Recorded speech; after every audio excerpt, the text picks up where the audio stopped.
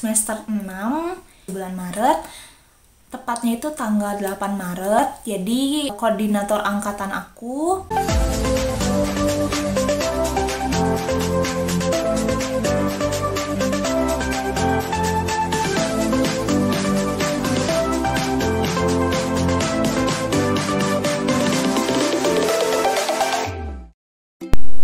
Hai guys, balik lagi di channel aku, Ri Live.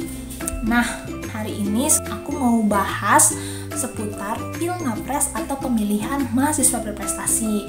Kenapa sih aku mau bahas tentang ini? Karena untuk di ajang ini itu aku sendiri alami gitu ya, dan aku punya pengalaman tersendiri, makanya aku mau coba sharing-sharing ke teman-teman. Siapa tahu nanti nih tuh teman-teman udah pada saatnya gitu ya bisa ikutan Pilmapres dan nggak kaget lagi sama Pilmapres gitu.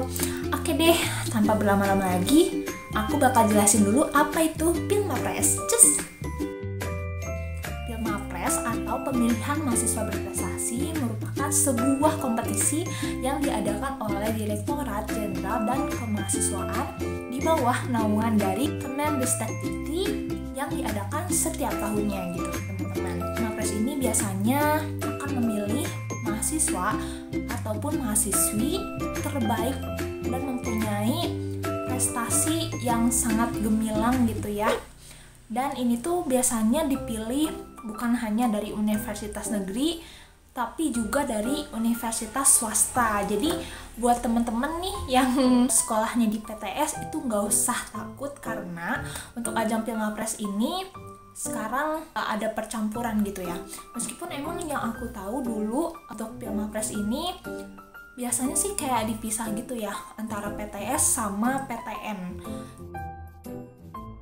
Tahapannya itu agak cukup panjang teman-teman, karena sebelum kita masuk ke universitas itu kita memang udah disaring dulu nih dari pertama dari tingkat prodi itu program studi ya teman-teman atau jurusan teman-teman, kemudian masuk ke tahap fakultas, lanjut lagi ke universitas. Nah, kalau misalnya di universitas udah dapat satu wakil, maka nanti akan lanjut langsung ke tahap wilayah. Udah tahap wilayah, nanti bakal masuk lagi ke tahap nasional. Nah, kalau 3 tahun yang lalu, kalau misalnya kita udah lolos nih jadi wakil di universitas kita, maka itu bisa langsung masuk nih ke nasional. Tapi buat peraturan sekarang itu beda ya teman-teman. Jadi kita tuh lebih disaring lagi itu di wilayah, baru nanti masuk lagi ke nasional kayak gitu. Khusus di video ini aku bakal bahas tentang pengalaman aku gimana sih dari awal bisa ikut ajang Pilmapres ini sampai akhirnya terpilih di universitas. Oh ya, FYI, kalau teman-teman mau tahu, aku itu juara 2 mahasiswa berprestasi tingkat Universitas Padjadjaran tahun 2022 gitu. Buat Pilmapres ini sebenarnya buat infonya aku udah tahu sih dari waktu zaman aku maba di semester 1. Itu tuh karena waktu itu aku lagi ada ospek lah ya, ospek universitas itu namanya kalau di Unpad. Aku 2019 waktu itu aku lihat ada kakak tingkat aku naik gitu ya ke atas panggung sama rektor, terus diselamatin gitu, dan aku kayak wah keren banget ini, kayak bisa diselamatin rektor gitu ya di depan banyak mahasiswa baru, di depan orang banyak. Itu suatu pencapaian yang bener-bener luar biasa banget buat aku, dan semenjak saat itu aku benar-benar kagum banget gitu ya sama yang namanya Mawapres gitu. Dan aku waktu itu sempetnya kayak cari-cari informasi kayak gitu, Pilmapres itu apa sih, dan emang aku udah sempat baca sekilas. Oh kayak gini ya ternyata, misalnya kita mau ikutan Pilmapres itu ya kita harus benar-benar berprestasi gitu ya, harus banyak yang prestasi, harus banyak keunggulan dibanding mahasiswa yang lain gitu.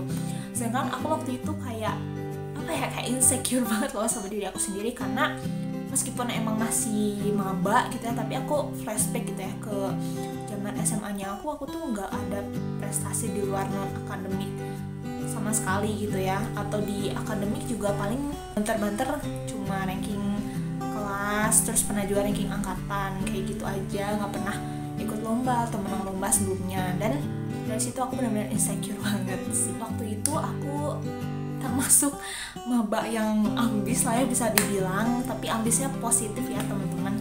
Jadi waktu itu karena aku masih kebayang pengen diselamatin sama rektor di depan panggung, jadi ya aku kebawa mimpi aja gitu, suatu saat aku pengen jadi mawapres. Nah itu pemikiran aku di semester 1 dan akhirnya terbawa sampai di semester 5. Mulai semester 1 itu aku mulai ikut lomba pertama kalinya itu lomba karya tulis ilmiah bersama kating aku atau kakak tingkat ya, di prodi aku juga, tapi sayangnya waktu itu cuma jadi finalis. Aku seneng sih karena baru pertama kali udah jadi finalis. Cuma tuh di next semester, di semester 2 nya tuh aku nggak ikutan lomba apa-apa gitu. Semester 2, di semester 3 aku nggak ikut lomba lain selain yang KTI yang sama kating aku itu. Terus pernah ikut konferensi doang sekali, dan sebenarnya aku masih punya gitu keinginan buat jadi mawapres, cuman aku insecure. Rizka mau jadi mawapres gitu, apa yang mau diunggulin, gak punya prestasi, gak pernah ikut lomba juga cuma finalis gitu, kayak ya gitulah. Jadi aku benar-benar insecure di situ. Semua itu berubah semenjak aku pertama kali ikut lomba di ISEF sama kakak tingkat aku, dan juga ada teman-teman aku dari satu jurusan dan ada juga di luar jurusan. Dan waktu itu pertama kalinya aku dapat gold medal, dan waktu itu aku seneng banget, tingkat internasional gitu ya. Aku benar-benar seneng banget, dan akhirnya kayak ketagihan gitu buat ikutan lomba-lomba internasional. Terus pernah ikut juga kayak lomba esai nasional, terus ikutan konferensi, seminar, terus kegiatan pengabdian masyarakat, itu semua aku ikutin gitu. Nah, waktu di akhir semester 5 aku itu udah nggak ada keinginan lagi buat jadi mawapres gitu, karena aku ngerasanya nggak layak gitu ya buat jadi mawapres. Beda banget gitu sama ya mawapres tahun sebelumnya yang prestasinya tuh banyak banget dan menonjol banget gitu. Jadi aku nggak ada sama sekali pikiran buat ikut mawapres lagi. Udah stop sampai di situ doang. Di semester 6 bulan Maret, tepatnya itu tanggal 8 Maret, jadi koordinator angkatan aku menginformasikan sebuah surat edaran dari prodi tentang Pilmapres atau pemilihan mahasiswa berprestasi tingkat prodi dulu. Karena seperti yang aku bilang gitu ya di awal teman-teman, buat tahapannya itu cukup banyak kan, dari prodi, fakultas, baru next ke universitas gitu. Dan waktu itu aku ikutlah di prodi meskipun emang masih insecure gitu, tapi aku mau coba aja gitu. Deadline pengumpulannya itu di tanggal 10 Maret. Jadi waktu itu informasinya tanggal 8 Maret, dan buat pengumpulan berkasnya itu di tanggal 10. Oh ya, nanti kalau buat syarat-syaratnya aku bakal bahas di next video ya, biar lebih jelas. Nah, jadi dari tanggal 8 ke 10 itu aku di tanggal 9, gak tau tanggal 10 aku lupa banget. Pokoknya aku ngirim semua berkas-berkas yang diperluin ke email gitu. Kalau nggak salah itu ada capaian unggulan, kemudian ada gagasan kreatif, ada nilai TOEFL, dan juga KPA. KPA itu jadi kumpulan nilai kita gitu selama sampai semester terakhir gitu. Dan itu aku kirimnya semua ke email di tanggal 9 atau 10, dan waktu di tanggal 11-nya tiba-tiba nih aku dimasukin ke WA grupnya. Jadi WA grupnya itu berisi 2 dosen aku dan juga aku sendiri gitu. Aku gak nyangka ternyata aku sendiri gitu yang diundang, dan aku sendiri ternyata yang daftar Pilmapres dari prodi aku. Jadi kayak gak ada seleksi lagi gitu di prodi, cuma buat pemantapannya aja gitu. Itu di tanggal 11 baru bikin WAG, terus mulailah di sana kayak kita itu diskusi sharing sama dosen gimana sih cara bikin gagasan kreatif, kemudian capaian unggulannya itu juga ditinjau ulang juga sama mereka gitu. Kalau misalnya ada revisi ya kita revisi lagi gitu. Dan kebetulan waktu itu aku lagi posisinya lagi ada di Jawa Tengah ya, jadi nggak ada di rumah aku waktu itu, lagi ada di rumah Mbah. Jadi ya lumayan hektik juga sih di situ karena emang lagi liburan juga lah ya, tapi masih kuliah gitu. Aku ngebut banget itu bikin gagasan kreatifnya cuma 2 hari lah ya, 2 hari udah beres lah ya. Di tanggal 14 tuh udah selesai, dan di tanggal 14 sore diundang ke WAG atau WhatsApp grupnya. Jadi di sana ada kumpulan dosen, ada juga ini muapres dari tiap prodi masing-masing, karena di Fakultas MIPA gitu ya. Fakultas MIPA itu kalau di aku ada 10 prodi, dan waktu itu yang masuk itu 9 lah ya, 9 orang kayak gitu. Dan di tanggal 14-nya itu baru dikasih info gitu guys, dosen aku disuruh isi data kayak gitu, terus juga dikasih file sheet. Jadi kita disuruh isi capaian unggulan gitu yang berisi poin-poin. Sebenarnya nggak jauh beda sih sama yang udah direvisi sama dosen pembimbing aku yang ada di prodi, jadi tinggal masukin aja gitu dan direvisi ulang aja. Nah, di tanggal 14-nya itu juga ada tech meet. Oh ya, siangnya itu ada tech meet di tanggal 14. Posisinya juga aku lagi di lab. Meetnya kurang lebih cuma 1 jam. Sehabis tech meet, malamnya tadi bikin WA grup kayak gitu. Besoknya langsung seleksi. Padahal aku belum nyiapin apa-apa. Gagasan kreatif masih revisi, terus belum bikin PPT-nya tuh harus dalam bahasa Inggris ya, karena kita dituntut buat presentasi dalam bahasa Inggris gitu. Dan itu bener-bener dalam semalam doang gitu. Soalnya waktu itu aku sempet malam-malamnya itu mati listrik gitu ya, padahal lagi bikin PPT dan itu malah mati lampu gitu ya. Jadi gitu udah pengen nangis banget gitu, kayak belum persiapan apa-apa, belum bikin PPT, belum revisi capaian unggulan, terus besoknya harus udah presentasi pagi jam 8 gitu.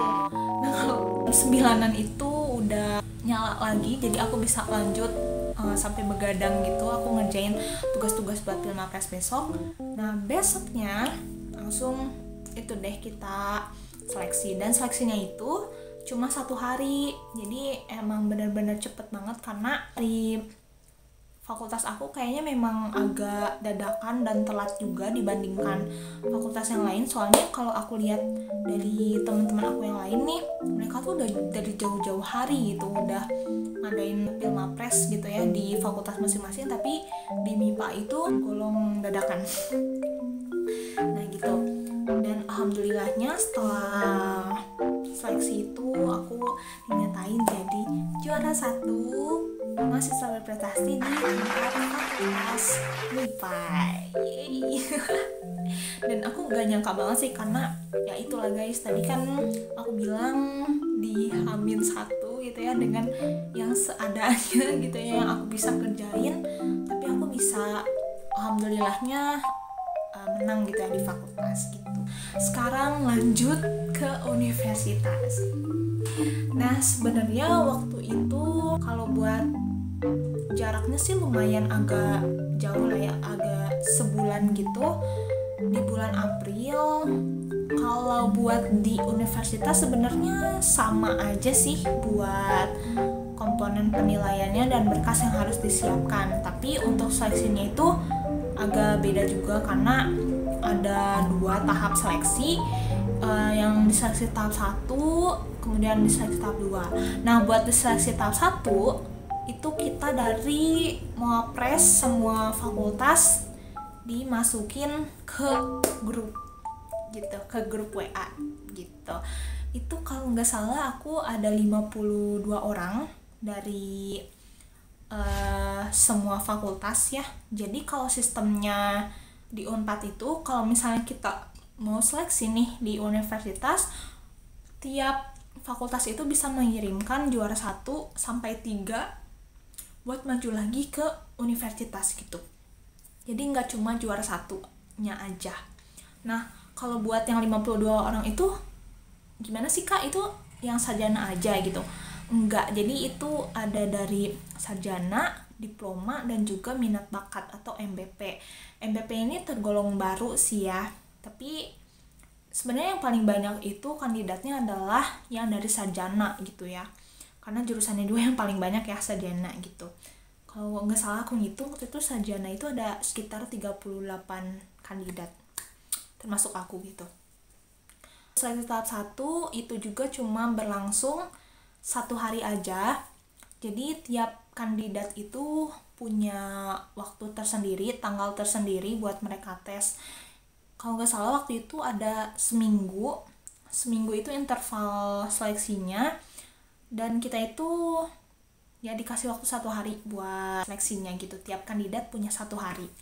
Kebetulan waktu itu aku kebagian di hari Kamis, karena mulainya itu di hari Senin, terus aku dapatnya di hari Kamis gitu. Sebenarnya waktu itu aku sempet mau gagal ke seleksi 1 karena aku kan ada amanah juga kan jadi asisten lab di aku, dan gak bisa aku tinggalin juga di hari Senin sampai Rabu, dan ternyata aku dapat seleksinya itu di hari Kamis, dan kebetulan banget jadinya nggak bentrok gitu ya sama jadwal nge-lab aku gitu. Nah, jadi kalau buat di tahap seleksinya itu alhamdulillah lancar sih. Nah, udah nih ngejalanin seleksi tahap 1, terus diumumin bakal ada seleksi tahap 2.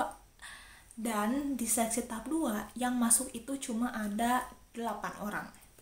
8 orang itu 4 sarjana, 2 diploma, dan 2 MBP. Jadi ada 8 orang totalnya, yang paling banyak itu sarjana, ada 4 orang gitu. Itu suratnya ya, surat edarannya, soft file ke grup WA. Pas aku buka ternyata ada nama aku gitu. Aku juga nggak nyangka gitu, karena waktu itu aku sempat di chat dulu sih sebelum tahu baca surat edaran, di chat sama teman aku, wah Riz ternyata kita masuk gitu ya. Dari MIPA itu 2 ternyata guys.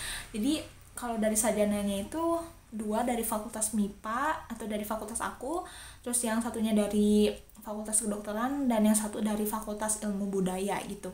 Jadi gak tahu banget kenapa MIPA itu dua-duanya masuk gitu, karena dari MIPA tuh ngirim 2 perwakilan gitu pokoknya aku juga nggak nyangka banget, dan ternyata memang harus masuk ke seleksi tahap 2. Nah, buat di seleksi tahap 2-nya itu beda banget, karena kalau misalnya kita dari pertama nih, dari prodi sampai ke seleksi tahap 1 di universitas itu diadakannya secara daring ya, atau online gitu lewat Zoom.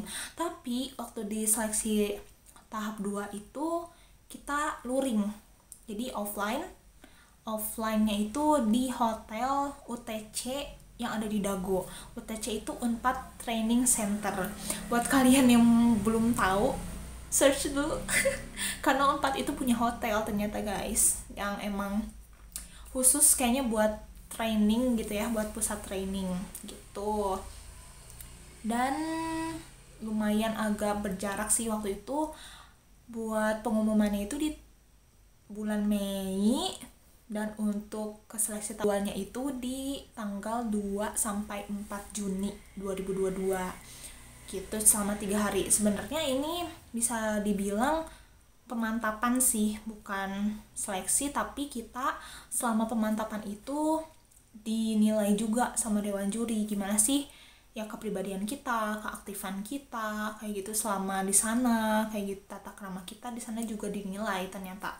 Angkatnya itu di tanggal 2 kita masuk ke hotel UTC, kita check in, dan lumayan agak padat juga buat si acaranya, karena berlangsung dari jam 8 pagi sampai jam 11 malam.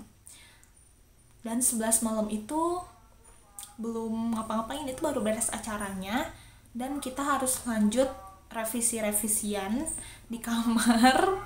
Biasanya sih sampai begadang lah, sampai jam 2 itu baru bisa tidur gitu. Ngakaknya banget ya waktu itu, aku mau ceritain ke kalian juga. Jadi waktu itu aku sempet keluar kamar, aku mau ke musola kayak gitu ya. Jadi waktu itu emang udah malam sih, udah sekitar jam 1 malam. Terus aku keluar dan aku lupa bawa kartu kamar. Kalian bisa tebak apa yang akan terjadi? Jadi pas udah aku beres dari musola itu, aku masuk ke kamar kan, dan ternyata kekunci. Dan aku baru sadar kartunya itu ada di dalam kamar gitu. Jadi aku kekunci. Terus aku ketok-ketok kan, masuk kamar aku, tapi dianya kayaknya capek gitu ya, tidur pulas. Jadinya doa gimana ya, apa aku tidur di musola aja atau aduh gimana ya, masa aku duduk gitu di depan ruang meeting gitu kan, nggak lucu gitu ya. Terus ya udah deh, aku ke bawah dulu, siapa tahu ada resepsionis yang bisa bantu bukain kamar aku. Terus pas aku ke bawah kok kosong, nggak ada orang. Terus kayak ya udahlah, nasib lah ya, itu mah tidur aja gitu di luar. Tapi untungnya aku denger seseorang gitu ya, denger HP sih sebenarnya, ternyata ada orang. Dan untungnya ya gimana teh, ada yang bisa dibantu. Oh iya mas, kamar saya kekunci bisa tolong bukain nggak gitu. Ya untungnya bisa dibukain sih kayak gitu. Itu ini doang ya guys, jangan sampai kayak gitu. Nah pokoknya pas abis leksi itu dan pemantapan juga di hari terakhir di tanggal 4 itu sebenarnya kita udah boleh pulang ya, karena udah beres rangkaian acaranya. Tapi kalau buat si slot hotelnya itu boleh kita check outnya itu besok di tanggal 5. Jadi aku sama teman-teman mutusin buat check out bareng-barengnya besok. Jadi malamnya itu kita main ke Braga, terus ke alun-alun kayak gitu-gitu. Seru sih, foto-foto juga gitu.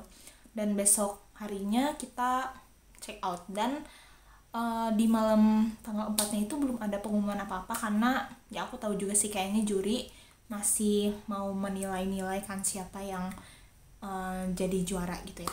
Pengumumannya itu nggak lama dari situ, 2 hari kemudian setelah check out itu di tanggal 7 ada surat edaran, dan ternyata itu ada nilai-nilainya juga tiap kandidat. Dan alhamdulillahnya aku juara kedua. Dan kalau buat yang maju ke tahap wilayah itu cuma 1 orang dari tiap kategori. Jadi kan kategorinya tadi ada sarjana, ada diploma, ada MBP. Nah kalau dari sarjana diambil 1, dari diploma diambil 1, tapi MBP itu diambil 2 gitu. Oke guys, jadi itu dia pengalaman aku selama mengikuti Moapres di 2022. Dan semoga dari pengalaman aku ini kalian bisa tahu sedikitnya lah proses ya, dan tahap apa aja yang harus dilalui supaya kalian bisa jadi Moapres gitu di universitas atau bahkan sampai ke nasional. Aku doain yang mau jadi Moapres semoga terwujud ya dan bisa sampai ke nasional. Oke? Semangat. Makasih banget yang udah nonton di channel aku, semoga bermanfaat. Dan kalau ada yang mau komen ya, aku harus bikin video apa mungkin di next bahasan, boleh banget ya komen di bawah. Kasih. Dadah.